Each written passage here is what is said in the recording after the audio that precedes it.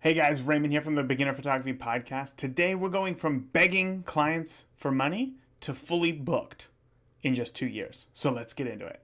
Welcome to the Beginner Photography Podcast with Raymond Hatfield, the podcast dedicated to interviewing world-class photographers to ask them the questions you want answered. Whether you want to be the world's best wedding photographer, family photographer, pet photographer, or you just want to take better photos of your kids growing up, we will get you to start taking better photos today. Here with you as always, husband, father, home brewer, LA Dodgers fan, and award-winning Indianapolis wedding photographer, Raymond Hatfield. Hey guys, welcome back to this week's episode of the Beginner Photography Podcast. As always, I am Raymond, and holy cow, these past few weeks have been such a whirlwind of emotions and just activities and so much going on. I appreciate you guys sticking with me. I kind of took 2 weeks off. There were 2 weeks of no interviews. 1 week was just, it was like an action-packed tip on getting started shooting a manual, and the response from that has been wonderful. The week after that, I had nothing. And like I've mentioned before, I had 4 guests, a total of 4 guests line up, and all 4 of them fell through in that 2-week period. So I apologize completely. And on top of that, my wife and I flew to New York. It was pretty exciting. I had talked about it in the Beginner Photography Podcast Facebook group. People were wondering why I'm going to New York, and I kind of had to keep it under wraps, but I guess I can kind of share it with you guys now. When my wife and I first got together, in our entire lives, we were extremely overweight. I was at my heaviest over 330 pounds. It was embarrassing. Everywhere that I went, I had this kind of shame that I felt. For being that size, for getting that big. I had met my wife. We were both very large. We were overweight. And I don't know, I just kind of thought, well, this is how it's going to be. I'm just a kind of a big guy. You know, I just always made excuses for myself, and my wife included. And shortly after we got together, I mean, within the year, we just so happened to be watching an episode of the Rachel Ray Show, and on it was Dr. Ian Smith, and he was helping a young girl who was in high school at the time lose, I believe, 70 pounds before her prom. And the tips and, the book, essentially, that Dr. Ian Smith was trying to push, Stormy and I, my wife, checked it out, and I don't know, it just kind of clicked. It worked, and a lot of hard work, and like a year and a half later, combined, we had lost over 150 pounds, and we were very proud of ourselves. I sent in a note to Rachel Ray's, to the website. I don't remember why. It was like, have a crazy story or something? Tell us. So I did, and they reached out, and they were like, hey, congratulations, that's really cool, but nothing ever came of it. That was 5 years ago that I sent them that email, and literally last week, they called me and said, hey, how's it going? Have you guys kept the weight off? What's up with you and your wife? How's that going? And I was like, no, everything's been great. We kept the weight off. We now have 2 kids. We have 2 completely different careers. It's been a crazy past 5 years. And they were like, great, we want you on the show. We're going to fly out to New York. And we're like, what? Are you serious? So that's what they did. They flew us out to New York. I mean, it was extremely short notice. I believe we only had 4 days notice. They flew us out to New York, put us up in a hotel, and then we found out that we were going to be on the 2000th episode of Rachel Ray. And then it was like, what does this mean? What's going to happen? What are we going to have to do? And it was an experience that I'm never going to forget, for sure. And if this sounds so weird. If you're interested in checking it out, it's going to air on this Thursday, October 26th. It's the 2000th episode. My wife Stormy and I are on it, and I'd love to hear thoughts. So that's why we went out to New York. But because we were in New York, then I got behind on on editing, and so many other things fell by the wayside. But one of the things that I wanted to bring up was that it was really interesting being on the Rachel Ray Show. One, because it was the 2000th episode, which means that it was very, I don't want to say secretive, but there was a lot of surprises, they said. Even Rachel didn't know a lot of the surprises and the guests that were coming, us included. So we were left in the dark for a lot of it. Which, I mean, I understand. They're not going to tell us, hey, when you guys walk out there, there's going to be surprises, and you guys are going to get this and that, and, the other thing. It was like, they kept saying like, we know something you don't know, and like, it's great, you guys are gonna be excited to be on the show. And although like it kind of built some excitement, it also, that feeling of being left in the dark was kind of made it scarier, made me kind of feel, I don't want to say self-conscious, but like uh, it raised my anxiety, you know what I mean? And it kind of got me thinking, because I literally thought about it while we were sitting there, and it felt like they were keeping secrets from us, which, again, I totally understand why they were doing so. But it was just thinking about that. It was like this whole holding secrets and not telling us what's going to happen. All that we knew was that we were going to walk out there. We knew where we were going to stand, and that was it. So everything else, I thought to myself, like, man, like, imagine if in my business, I told the bride, like, hey, I'm going to shoot your wedding and it's going to be great. I take their money. They're like, yeah, we want you to shoot our wedding. I take their money, and then I just don't even talk to them until like a week before the wedding. Like, hey, just a reminder, I'm still going to be at your wedding. How bad that would feel. And it's because they're being left in the dark.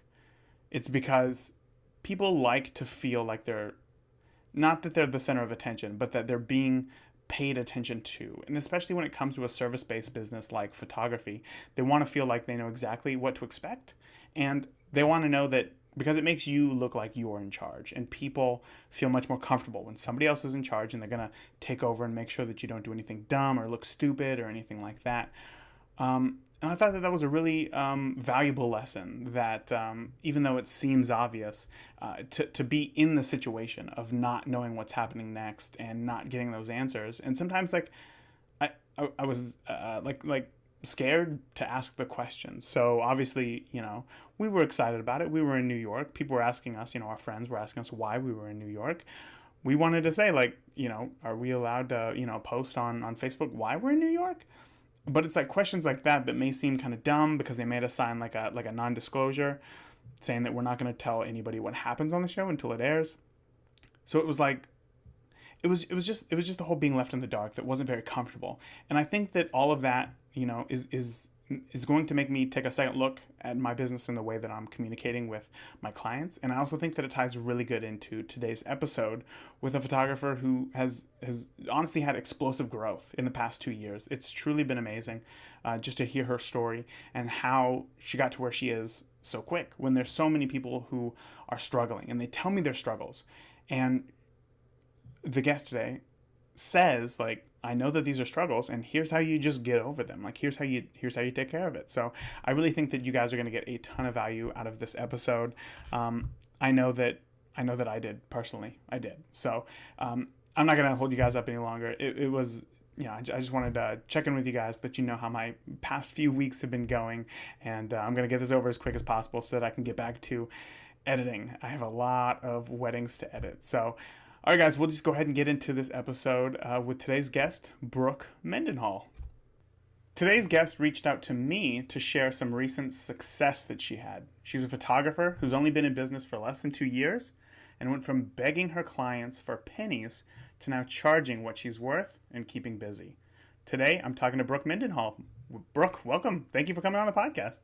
Thank you so much for having me. I'm so excited to be here. I just really felt like I needed to talk to people about the spirit of service and how it has changed everything for my business and has brought me from being desperate and stinky to now being in demand and making actual money and a living wage. I think that's hilarious that you added the word stinky in there. I'm not sure why, but I do want to thank you so much for coming on the podcast, and I think that it's something that a lot of beginners do have questions about. But before we get into, I guess what sets you apart, let's talk about the early days and how you even got into photography. Well, I got into photography. I had Kodak Easy Shares, if you remember those. Oh, yeah. I would buy a new one every year and take pictures of my kids and keep it in my purse. Well, I had a few people who were like, oh my goodness, you take really good pictures. Can you take, photos of my kids? And I'm like, I don't even have a camera. And so eventually my husband convinced me to buy a D3200 on internet, refurbished. And before I even got it in the mail, like I had no idea that there was such thing as manual mode on cameras. I even got it in the mail, I did all of this research, and I started out shooting in manual when I got the camera because I already knew how to do it. And so from there, more people started asking me. And then I decided to charge them. I said, well, if I'm going to be doing all this work for you, I'm going to charge you. And I didn't even have a computer at the time. I'm not a tech savvy person. And so like I did curves adjustments on my phone for people's photos for $75 for an hour session for almost a year. Oh my And gosh. yeah, and I'm still not really a gear person. I still shoot with 3 lenses. And I have a D610 now, and the D3200 is still my backup camera. And so I went to an IPS webinar in December of 2015, and I decided to switch to reveal meetings that day. And the very next session that booked me, I met them in the city park is where I met them. And we put a blanket over our heads and watched a slideshow and did a reveal meeting. What? Okay, so first I want to break down a few things there. First, for the people listening who don't know, IPS is just in-person sales. So that means obviously, or do you want to walk us through a little bit of that? You obviously shoot the session first, and then what happens after that? What does the IPS session look like? Pretty much, a lot of people use a like a service to do their IPS. But I just use Lightroom. I make a slideshow in Lightroom because I like to be just super simple. And then I go in and I make a Lightroom collection, and I have them flag the images that they like. And in the first round, I say, just get rid of the ones that you hate. And like, if anything, you don't want it on Facebook, you hate this image, get rid of it. And then I show them all of their options and all of like, I don't know if you can see the image block behind me, but I show them everything that I have to offer, and then they choose what they want to do. And if they don't want anything, they don't have to buy anything. Because I think if I don't deliver and if I don't do my job well, why should they give me money? Interesting. Okay, so just to clarify, do you charge some sort of session fee, like for your time for photography? No, you're shaking your head. So how does that work? Really well for me. I mean, it has happened one time where a person didn't buy anything, but it was my fault because they convinced me. It was I think like the second or third ever, like, no session fee session. And I sent them an online gallery because they lived out of town. And so then I'm sure they screenshotted it and they didn't buy anything. I see. Ever since then, I have always had them in person, and every person has purchased something. And but if I don't, please my clients, why should they pay me? Right. Yeah. Where's that going to go with this? I mean, there's a lot of ways to take that. I mean, really, it's something that I think that beginners would probably be scared to do. Is to first of all, they're always thinking about how can I make money in photography. So the thought of giving away a session for free, hoping that you can sell them product on the back end, is probably really scary. You know what I mean? So how did you come up with that idea? Really just after I went to the IPS webinar, I decided it right then. I said, well, I'm going to start offering all of these exciting products because I had never offered a print at all before. And I just decided right then I'm going to try it and see what happens. And I had been charging $75 for an hour session. And the next client, I think they spent like $350. I said, this is the way to go because they didn't have to spend any money. And here they are spending more than I've ever made before. And it sent me on just a surge. And after that, after people were like, oh, well, you guarantee your work, and if we don't love the images, we don't buy them. And more people started booking me on that basis as well. So it was kind of like not a marketing scheme, but it was really good for marketing. Okay, so and I do this. What was it that you gave clients for the $75 originally before you switched to in-person sales? Everything. Everything. Pretty much, I would shoot a ridiculous number of images for as long as they wanted to. I would say it would be an hour, but really it was as long as they wanted me to. And then any good image I would give them, and I would send it to them on Dropbox. Oh, okay. So they would get all the obviously high res or full res digital images that they could use for whatever they wanted, but no physical products were involved, right? And I never saw them see their images for the first time. Right. So I never knew if people liked them or not. And now that is one of my favorite things in the entire world is watching my clients, which people are so scared of the reveal meeting. They're like, oh, well, isn't it scary? It's salesy. What if they don't want anything? But when you see them looking at their slideshow and crying, you are fulfilled. Yeah, I can imagine. As a wedding photographer, there's a lot of people who do in-person reveals, but I've yet to do something like that. I've been with people when I've shown them photos, like a few here and there, but I can't imagine. Like there has to be so much more emotion in it when you're actually there and here's like a or semi-finished product right there in front of them. So that's wonderful. I love the idea of that. So do you normally just shoot? Or what is it that you normally shoot? I normally shoot portraits. I do a whole lot of seniors. Mm-hmm. I tried for a little bit. I followed Superbest for like 8 months and tried to switch to glamour photography. And I have a hair and makeup artist and everything. I do an occasional session in the studio, but most of the times it's seniors on location or families. But they all come and do a reveal meeting. I usually have more images than people would recommend. I stick to about 60 to 90 images per session, but it tells the story of it.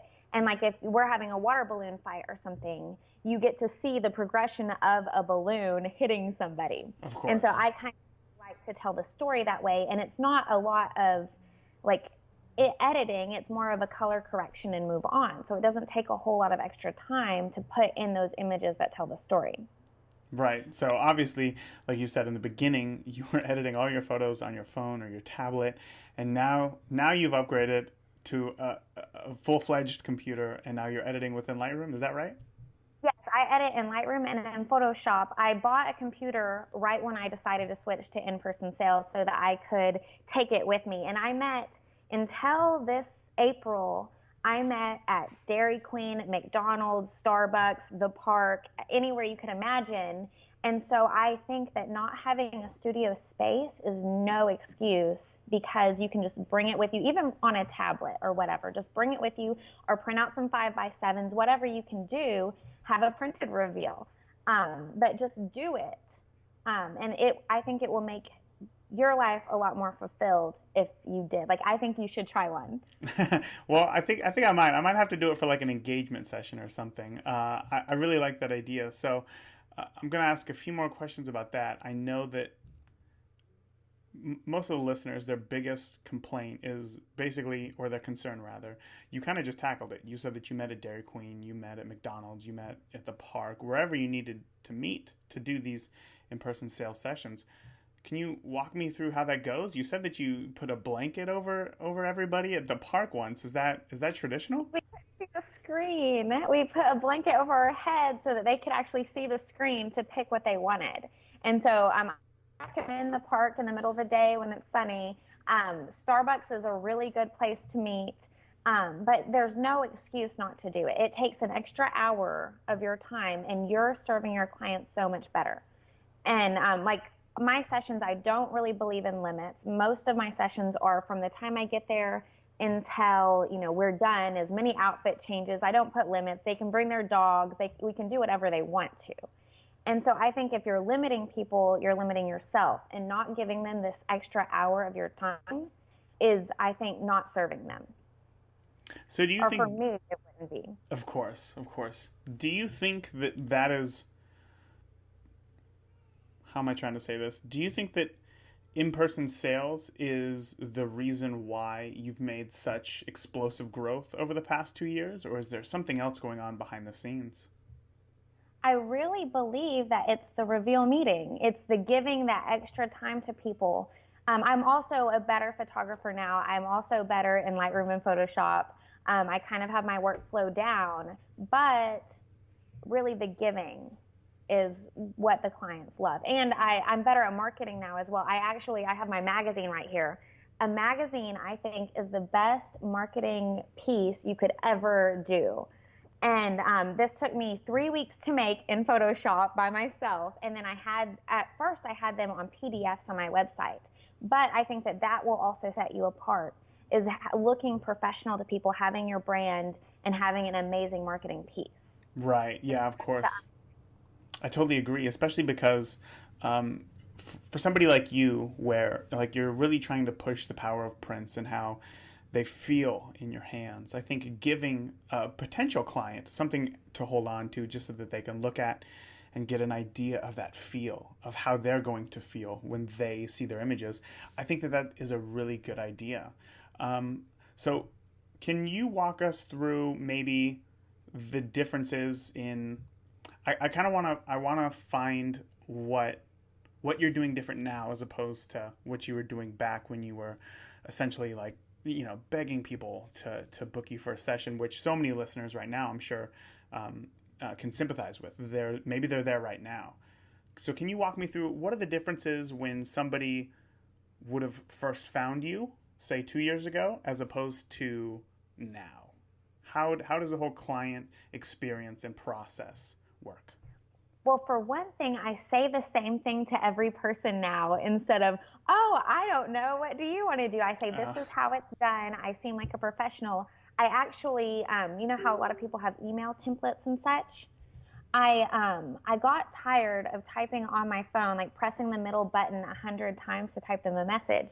So now I send it as an image, and it has, it's like a couch with 3 wooden prints over it, and then it has my spiel, and then it has an image block on the top. And it says the same thing that I say to every client. It says, all of my sessions are complimentary. I don't believe that you should be obligated to invest in images that you are not in love with. And after your session, we will meet at the studio and we'll have a reveal meeting. I'll present you with the very best images we created, and then you get to choose what you want to do. And so I say the same thing to every person instead of, oh, yeah, I can go to the park and do blah, blah, blah. And I think the workflow has changed. And then I have created evangelists or sneezers, as the Purple Cow would say, that automatically tell everybody that they can about the work that I do. And so I don't get a whole lot of the people that post in the Facebook forums asking for photographers. Normally they don't hire me, but a lot of people will post my name in there more than, a lot of other, photographers who are doing well. My name will get posted in there a lot because they're enthusiastic about my work as well and what I'm doing, and how I wasn't, oh, you get an hour, this many images, one outfit, and give me your money. And then I send you a shoot proof or whatever. And so since I do spend that time with people and I do let them choose, they become sneezers. And so they tell all their friends. And a lot of the times, the people who actually come to me are referred to me by a person instead of by Facebook or by the web page. Have you seen my web page? It's kind of hideous. Those were your words and not mine, but it's definitely something that I wanted to touch on in this episode as I don't want to say you're right. I don't want to say that your website is hideous, but what I'm trying to say is that compared to a lot of other photographers' websites, yours stands out. I guess it's different. It's a blogger page. And yet at the same time, you're still booking consistently and you're still getting people in. And I think that a lot of beginners have this mindset of like, if I get the best website possible, people are just going to come flocking to me. And I know from experience and from hearing from other beginners that it just doesn't work like that. So it's great. It is great to, as much as I would love to see you, put in a lot more work into your website, it's great to see that even though you don't have this team of people putting together a website for you and, you're spending tons of time just, putting together all these blocks and strange things that get a website, quote unquote, pretty, that you're still staying busy and that you're still booking clients and that they're still shouting your names from the rooftop or sneezing your name. I'm not sure where that phrase came from, but you said the Purple Cow. Is that right? Can you tell me what that is? Yeah. It's not a phrase that I've heard of before. Well, have you read The Purple Cow? I have not, no. Well, you should read The Purple Cow for one thing. It's just about marketing pretty much and getting sneezers. And they're pretty much just people who everywhere they go, they sneeze out the germs of your name to all of their friends. And so But we need people to sneeze on their friends for us. And that's how I believe marketing should work. Instead of, putting out a whole lot of Facebook ads, it's about getting all of these people on your team because they're real people and they're actually for you and will sneeze your name wherever you want them, wherever they can. I think that's going to be the quote of this episode. We need people to sneeze on their friends for us. That's not something I've ever heard. That's great. That is hilarious. The Purple Cow is definitely something that I would recommend. I actually haven't even read the entire book. I'm one of those people who will read like the first half of a book and then put it away and never open it again. But I would recommend reading the entire thing even though I haven't. Just like I didn't read all of How to Win Friends and Influence People. I read part of it. I mean, as long as there's simple changes being made, that's all that you can ask for, right? If reading the entire book is a bit overwhelming, then take half at a time. I love that. I wanted to ask, because I just thought of this. I know that a lot of listeners are going to be asking me why I didn't ask this question. But you had mentioned earlier that you had watched an in-person sales webinar, and it changed your life. It changed your business. Do you remember who it was by or where listeners could see this webinar? I do remember who it was by, but they really try to sell things. And I don't want these people to feel obligated to buy, like to drink the Kool-Aid and buy what they were selling. Pretty much what I got out of it is you need to meet with these people and have a reveal meeting. And that's she's trying to sell you like $1,000 system. And so I didn't buy the system. I don't want anyone else to have to buy, feel obligated or that they should buy the system to do in-person sales. Just do it with what you have. Don't be salesy about it. Don't, use car salesman type of thing. But just get with your clients after and witness them seeing their images for the very first time. And so I do not recommend going to the webinar and spending $1,000. Geez, that's hilarious. Even though it essentially changed your business and your life, you're like, you know what? There's other ways that you can find out the same info. Do you have any other resources that you would be happy to share that you think listeners would be able to get some good, valuable information out of?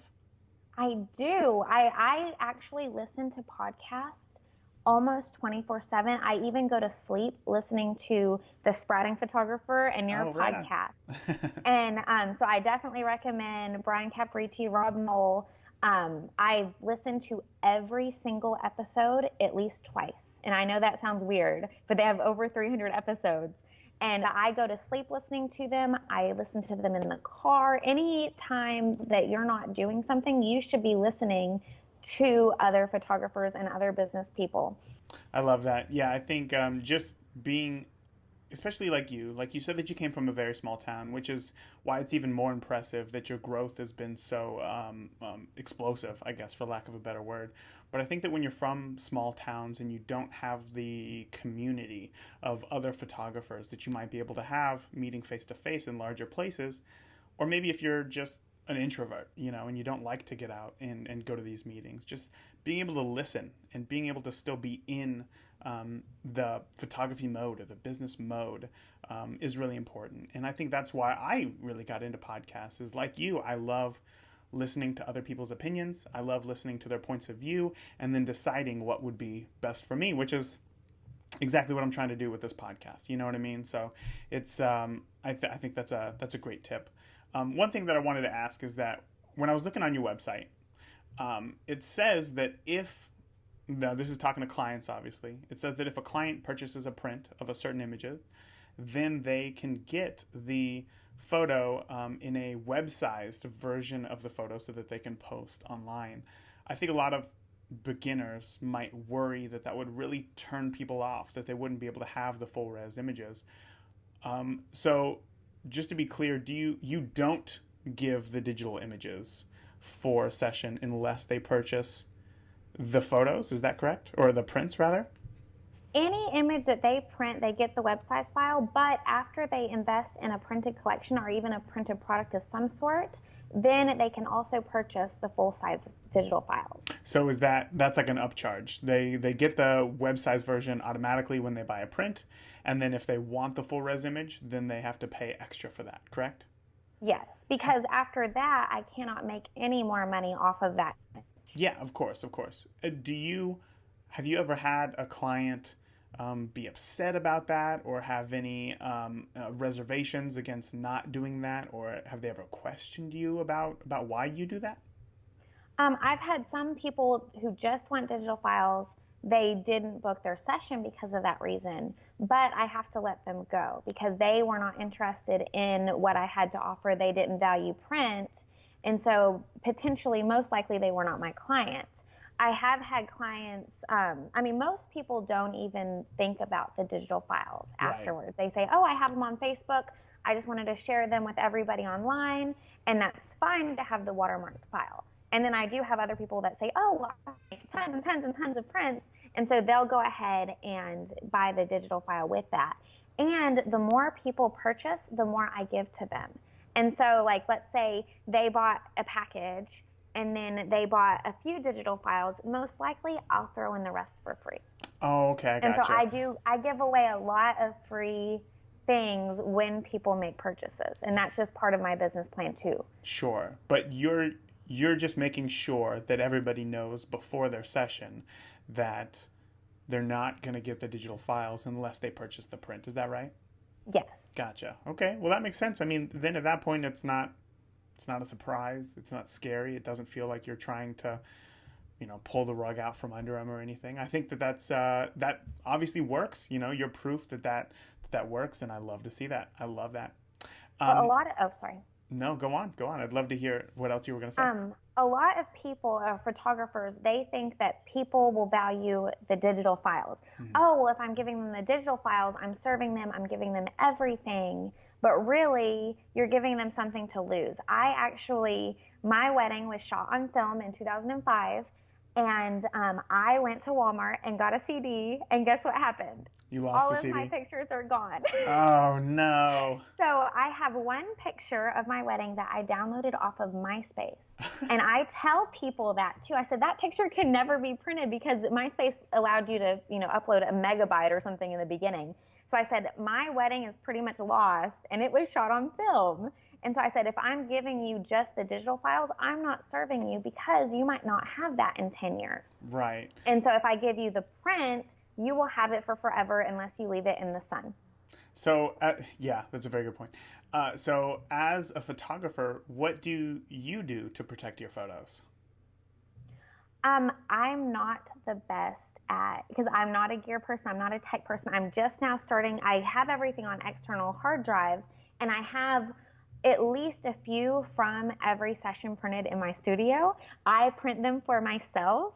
And I know that sounds really cheesy, but I love to display them everywhere. I have them in the mats, and I love to just put them everywhere. I have them stashed everywhere. But if my drives did fail, they have what they, ordered the first time, but I don't guarantee that I keep them for life. I say I guarantee them until I give you your order. And then what happens to them after that, I can't do anything about because drives fail all the time. Homes are destroyed. But I do like to have images from my sessions printed, and I am trying to start putting them on the Google Drive. I think I have some tips for you after we get off here. I think I have something that might help you out, so we'll be sure to talk about that. Well, thank you so much. Of course, of course. I know that it can be tough, especially because hard drives can get expensive and overwhelming. So I think I try to have them at least in 2 or 3 places, and I don't delete them off of the SD cards until I deliver either. Gotcha. Okay. I wanted to ask, even though I've mentioned several times that you've had really good growth just in the past couple years, is there anything that you would have gone back if you could and done differently to grow even faster, or just get where you are today sooner? I think that I've had large money blocks, and I feel bad getting paid. And so if I would have gotten rid of those money blocks thinking, oh, no one's going to pay more than $75. Oh, no, if I go up to $100, are people going to hire me? And at that time, I was maybe doing 1 or 2 sessions per month. And so I didn't need to worry about, if people would hire me because they were not hiring me. And so if I wouldn't have had those money blocks and wouldn't have, talked myself out of things, I could have progressed quickly. But I know that I have fewer money blocks than a lot of people. But you have to realize that you are worth it, and you're worth getting paid a living wage. Even if you're not the best photographer. I'm not the best photographer, and I am making a living wage. But it's because I value what I do, and I can say to you with conviction that these are my prices, and if you don't like them, you can go to somebody else, and I will happily recommend them to someone else. How do you But get there? How do you get into that mindset though? I think you kind of fake it. Okay. Yeah. You fake it until you believe it. I totally agree. I totally agree. It can be something that a lot of beginners have a hard time with, obviously, because there's that imposter syndrome, right? People feel like I've only just had this camera for not very long. Like how can I be so audacious? How can I have the audacity to charge these prices when I still feel like I'm a beginner? Was there a time or a phrase or something that somebody said that made you think, you know what, they're right, I am worth it, and I just got to go out and do this? I really don't know. I think that it's just something that you have to work on within yourself every day, and you do have to deliver to be able to charge the prices. And so maybe that is where I came up with the no session fee, because if I don't deliver, then you don't pay me. Right. And so, but if I do deliver, I will be paid. And so maybe that has helped me with the money blocks as well, because then I am worth charging those prices. But if you don't like it, you don't have to pay. And you said earlier that even help people. Right. You said that you only had one client not pay for a session. Is that right? Yes. So would you recommend other people kind of following suit and having the same business model, I guess, as you do? Oh, definitely. It will keep you on your toes as well, because I try my hardest with every single session, even if I don't feel like it. Right. Because I know that I have to deliver, I have to get paid, and I have to create a sneezer. Create a sneezer. I love that. That's hilarious. All right. Well, Brooke, do you have any, have you ever had an embarrassing moment or mistake during a shoot that you'd be happy to share with people? Oh, every single time. I fall down. I fall in rivers. I make all of my clients, if there's water, you're getting into the water, and I'm getting into the water too. And so I trip over mossy rocks all the time. I mean, it's just constant, so I can't even pick out one time. I think I've fallen off of a chair at a wedding before, but I fall down a whole lot. And I know one time I went with a full memory card, and I was sitting there walking with my client, deleting other photos from the camera, and that is so bad to do, I know. And but embarrassing things happen to me all the time. I think it was earlier this week, I picked up my camera bag and the zipper just broke. And all of my lens hood broke, but no lenses. But I've had my camera fall off of a tripod, and the lens break it was at a furniture store that I was photographing. But things like that happen to me all the time. And Wow. you just kind of have to laugh at yourself and make sure that everyone else is laughing with you, and not like, oh my goodness, how sad. Yeah, You don't want them to be sad for you, that you want them to laugh. And so you just kind of have to forget about it. Yeah, that's very true. That's very smart. I was gonna ask one more question, but I lost my train of thought. So I can do that. I mean, that was good. I was trying to think, like, what would I do if I dropped my lens off of a tripod, like at a wedding? Yeah, that's got to be devastating. But I think you're right. You just gotta roll with the punches, and whatever happens for sure. So I love that. But I do want to be mindful of your time. So can you tell all the listeners where we can keep up with you online? Definitely. BrookeMendenhall.com, which is the horrendous website. And then Facebook.com/Brooke Mendenhall Photography, and Instagram.com/Brooke.Mendenhall.photography. So it's not too hard to remember. Everything's just my name. But I would definitely love to hear from other people. And I really wanted to do this in order to tell other people about, reveal meetings about the spirit of service, about the client experience that you can provide, and it really will set you apart from everyone else, and it will make you unique. Well, on that note, is there anything that maybe I didn't ask you today that you do want to share with the listeners? Just don't be scared. Don't be scared. I love it. Perfect. Well, Brooke, thank you so much for coming on the podcast. You did wonderful, and I'm excited to keep up with you and your journey. Thank you so much. It was so wonderful to be on your podcast.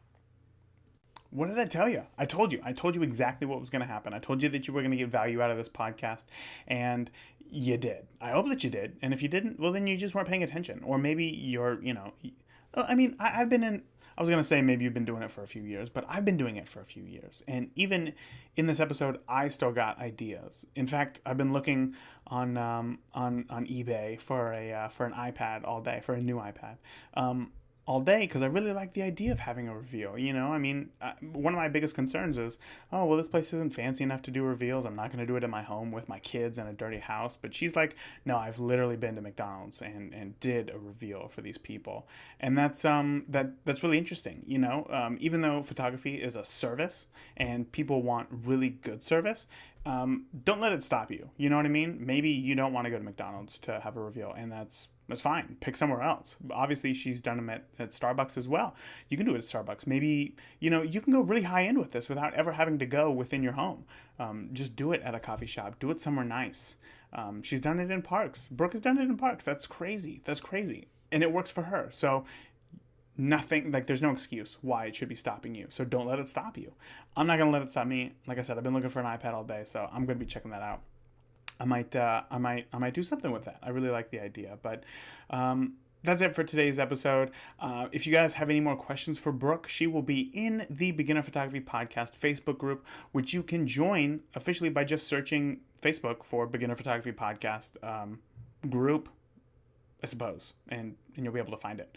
You might find the official page, but anyway, it doesn't matter. So just go check it out. And I also want to remind you guys, for all of the new listeners, to head over to beginnerphotographypodcast.com and sign up for our free 14-day video course on just taking better photos today. You're going to get a new video every day in your inbox for the next 2 weeks on how you can take better photos. So you can't beat that. It's free, like I said. People have been saying that I've just been getting good feedback out of it, and I can see that it's helping people. So if you're interested, like I said, head over to beginnerphotographypodcast.com and click the link up at the top of the page and get it for yourself. So again, guys, that's it for today's episode. I want you guys to get out there, get shooting, have fun, be safe. I love you guys, and I'll see you soon. Thank you for listening to today's episode of the Beginner Photography Podcast. Be sure to join the conversations on Facebook and Instagram. And if you want any links or resources we talked about in today's episode, check out the show notes at beginnerphotographypodcast.com. See you again next week.